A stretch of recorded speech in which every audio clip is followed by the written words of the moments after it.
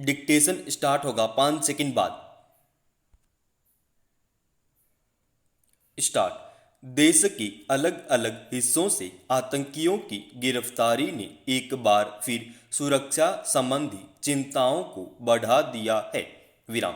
हाल में दिल्ली पुलिस ने मुंबई, रायबरेली, प्रयागराज, लखनऊ और दिल्ली से 6 आतंकियों को दबोच कर देश को बड़े संकट से बचा लिया। विराम। पुलिस का दावा है कि ये आतंकी त्योहारों से पहले दिल्ली, उत्तर प्रदेश और महाराष्ट्र में कई जगह विस्फोट करने की तैयारी में थे। विराम। इसके अलावा कई राजनेताओं की हत्या की साजिश का भी पता चला। विराम।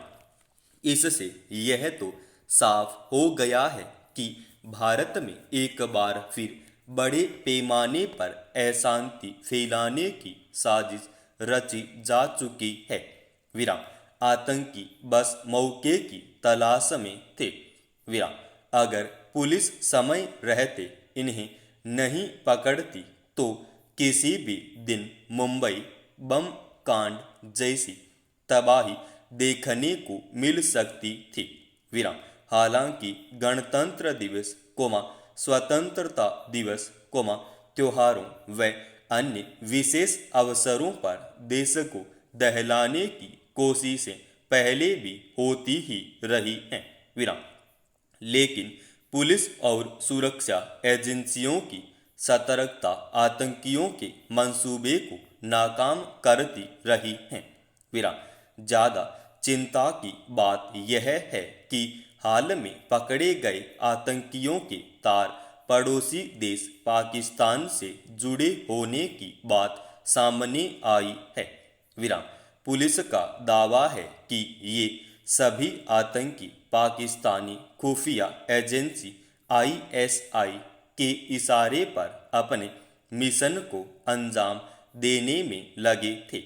पैराचिन्ह। गौरतलब है कि भारत में आतंकवाद फैलाने में पाकिस्तान की भूमिका किसी से छिपी नहीं है। विराम। आतंकियों ने पुलिस के सामने जो कुछ कबूला है, उसके बाद कोई संदेह नहीं रह जाता है कि पाकिस्तान ने एक बार फिर मुंबई बम कांड जैसी वारदात को अंजाम देने की साजिश रच डाली है। विराम। पूछताछ में यह खुलासा चौंकाने वाला है कि आईएसआई काफ़ी समय से भारत में बड़े हमलों को अंजाम देने की तैयारी में है। विराम। इसके लिए वह अंडरवर्ल्ड का इस्तेमाल कर रही है। विराम। आतंकी हमलों के लिए आईएसआई ने आतंकियों को प्रशिक्षण भी दिया है। विराम। पुलिस का दावा है कि पकड़े गए आतंकियों में से 2 ने तो प्रशिक्षण लेने के लिए पाकिस्तान जाने की बात भी बताई। विराम। पूछताछ में ही यह खुलासा भी हुआ कि इन हमलों के लिए पैसा और हथियार मुहैया कराने का जिम्मा दाऊद इब्राहिम के भाई अनीस के एक करीबी व्यक्ति को सौंपा गया था। विराम। ऐसा नहीं है कि आईएसआई पहली बार ऐसी साजिश रच रही है। विराम। इतिहास गवाह है कि पिछले 3 दशक से भी ज़्यादा समय से सीमा पार आतंकवाद से लेकर 1992 के मुंबई बम कांड, मुंबई पर आतंकी हमले, भारत की संसद से लेकर महत्वपूर्ण सैन्य ठिकानों पर आतंकी हमलों तक की साजिश को अंजाम आईएसआई और पाकिस्तानी सेना ने ही दिया। विराम। पैराचिन्ह। पिछले कुछ समय से भारत यह आशंका जताता रहा है कि अफगानिस्तान में तालिबान के सत्ता में आने के बाद पाकिस्तान की भारत विरोधी गतिविधियों में तेजी आएगी। विराम। इन आतंकियों की गिरफ्तारी ने भारत की इस आशंका को और पुष्ट कर दिया है। विराम। वैसे सुरक्षा एजेंसियां अपने स्तर पर काफी सतर्क हैं, लेकिन आतंकियों का समानांतर नेटवर्क चलते रहना आंतरिक सुरक्षा के लिए गंभीर चुनौती तो पैदा कर ही रहा है। विराम। इस आशंका से भी इनकार नहीं किया जा सकता कि इन आतंकियों ने और नौजवानों को भी अपने जाल में फंसा रखा हो और उनका इस्तेमाल आतंकी गतिविधियों को अंजाम देने में कर लिया जाता। विराम। इसलिए पाकिस्तान की मदद से चल रहे ऐसे नेटवर्क को तोड़ना पुलिस और सुरक्षा एजेंसियों के लिए कम बड़ी चुनौती नहीं है। पैराचिन्ह। यह राहत की बात है कि देश के कुछ हिस्सों में कोरोना के बढ़ते मामलों के मुकाबले दिल्ली में इसका कहर कम होता दिख रहा है और इसके मद्देनजर सरकार इससे संबंधित पाबंदियों में नरमी बरतने के मामले में क्रमशः आगे बढ़ रही है। विराम।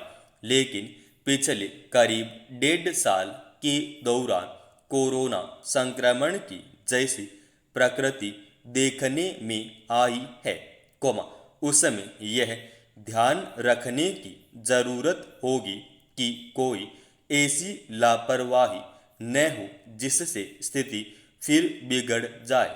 विराम।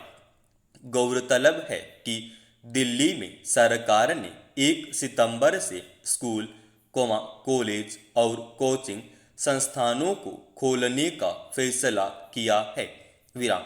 शुरू में 9वीं से 12वीं कक्षा तक के लिए स्कूल खुलेंगे। विराम। इसके बाद 8 सितंबर से 6ठी से 8वीं कक्षा के विद्यार्थियों को भी अभिभावकों की अनिवार्य मंजूरी के साथ स्कूल आने की इजाज़त होगी। विराम। हालांकि स्कूल या संस्थान की ओर से अभी ऐसी कोई बाध्यता नहीं ला दी जाएगी, जो बच्चों को स्कूल आने के लिए बाध्य करे। सरकार का यह फैसला राजधानी में कोरोना संक्रमण के क्रमशः गिरते मामलों के मद्देनजर सामने आया है। विराम। सार्वजनिक जीवन की अन्य गतिविधियों में छूट दिए जाने के मुकाबले स्कूल, कॉलेज को खोले जाने को लेकर अब तक स्वाभाविक हिचक बनी हुई थी, क्योंकि बच्चों और विद्यार्थियों के बीच संक्रमण को लेकर सबको सबसे ज्यादा चिंता थी। पैराचिन्ह। दरअसल, दिल्ली में दूसरी लहर का जोर कम होने के बाद खास तौर पर पिछले करीब 1 पखवाड़े से संक्रमितों और गंभीर स्थिति में पहुंचने या फिर मरने वालों की तादाद में लगातार गिरावट दर्ज की जा रही है। विराम। बल्कि भारत की राहत के ऐसे मौके भी आए जिस दिन किसी की भी मौत नहीं हुई। विराम। हालांकि यह आशंका भी जताई गई कि कोरोना विषाणु के संक्रमण की तीसरी लहर आ सकती है और उसमें बच्चों पर ज़्यादा खतरा होगा। विराम। लेकिन कई ऐसे आकलनों में खतरा कम होने की बात भी कही गई। विराम। अब पिछले कई दिनों के आंकड़े को देखते हुए यह उम्मीद बंधी है कि संक्रमण की तीव्रता शायद कमजोर पड़े। विराम। ऐसे में हर स्तर पर चौकसी बरतते हुए आम जनजीवन में सहजता लाने की ओर बढ़ा जा सकता है। विराम। यूं भी बाजार और अन्य आर्थिक या सार्वजनिक गतिविधियों में कोरोना नियमों के पालन के साथ कई स्तरों पर राहत दी गई है। विराम। इससे पहले उत्तर प्रदेश, बिहार, राजस्थान, गुजरात, हरियाणा सहित कई राज्यों में सरकारों ने चरणबद्ध तरीके से स्कूलों को खोलने का फैसला किया है। विराम। लेकिन देश में संक्रमण की रफ्तार हर वक्त चिंता पैदा करती है। पैराचीन दिल्ली में यह माना गया कि सभी स्तरों पर सावधानी बरतकर शैक्षणिक संस्थानों का संचालन शुरू किया जा सकता है। विराम।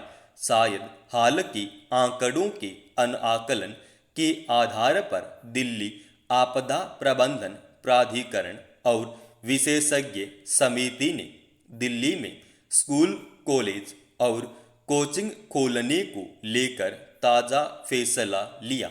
समाप्त।